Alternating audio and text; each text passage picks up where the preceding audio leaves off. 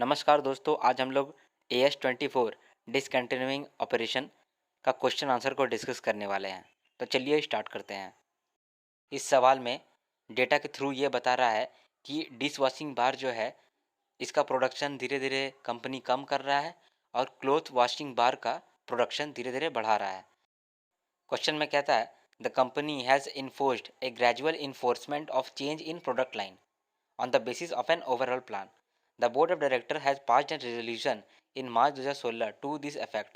The company follows calendar year as its accounting year. You are required to advise the company whether it should be treated as discontinuing operation or not. तो यहाँ पर दिख रहा है कि हम लोग डिश वॉशिंग बार जो है इस प्रोडक्ट लाइन को धीरे धीरे करके चेंज कर रहे हैं। तो क्या इस चेंज को हम लोग डिसकंटिन्यूइंग ऑपरेशन मान सकते हैं? देखते हैं इसके लिए आंसर में क्या लिखा हुआ है। एज पर AS24, discontinuing business operation means component of enterprise that is being disposed of pursuant to single plan by sale in entirely, sale by piecemeal, termination of operations. इसका मतलब कि अगर डिसकंटिन्यू करना है तो हम लोगों को सिंगल प्लान के थ्रू करना पड़ेगा।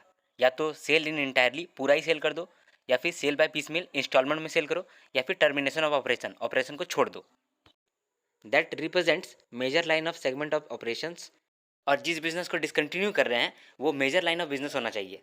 इसके बाद कहता है that has separate data for financial and operational purpose.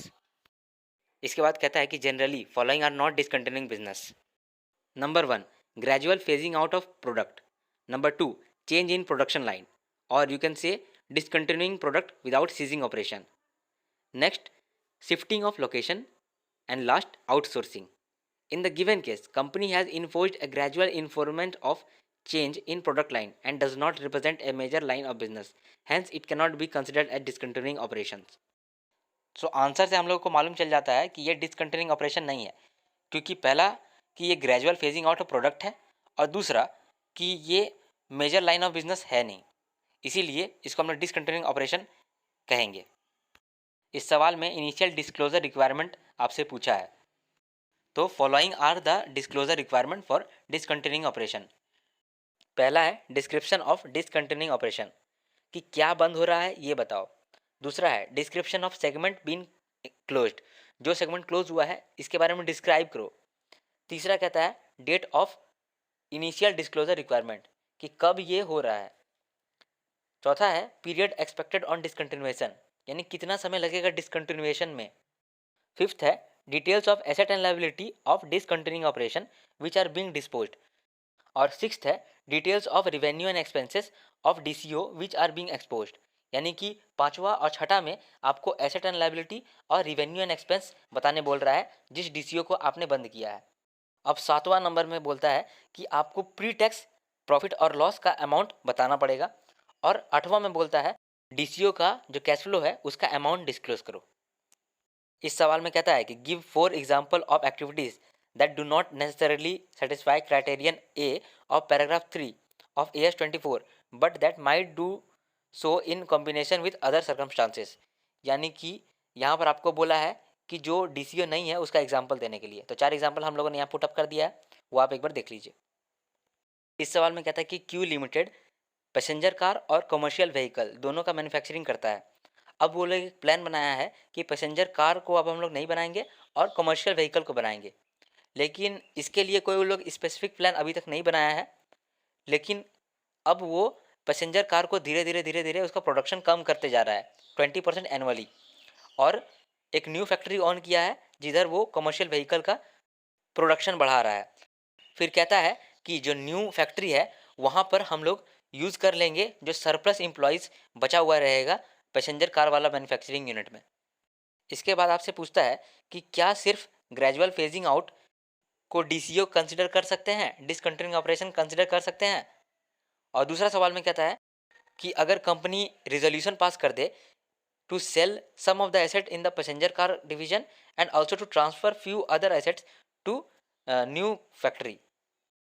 तीसरा सवाल में कहता है कि क्या आपका आंसर डिफरेंट होगा अगर कंपनी अपने पैसेंजर कार डिवीजन के एसेट को धीरे धीरे करके बेचने लगे फेज्ड मैनर में, लेकिन ये टाइम बाउंड मैनर में हो। आंसर रीड करते हैं। एज पर AS24, discontinuing operation means where components of business is being disposed of pursuant to single plan which is major line of business and whose financial details are available. We also know that there must be a plan for dispose of.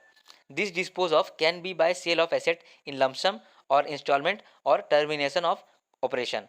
In the given case, company has planned to reduce its production of passenger car over phased manner, but it has no plan to dispose of, no single plan. Therefore, it is not a discontinuing operation, it has no specific plan and it is just change in product mix. अब दूसरा सवाल में जब कह रहा था कि अगर हम लोग रिजोल्यूशन पास कर दे to sell the asset of passenger car division और अदर एसेट को ट्रांसफ़र कर दे टू अ न्यू फैक्ट्री, तो उस केस में if entity plans to sell some of the asset and use other asset to another division, still it is not a DCO.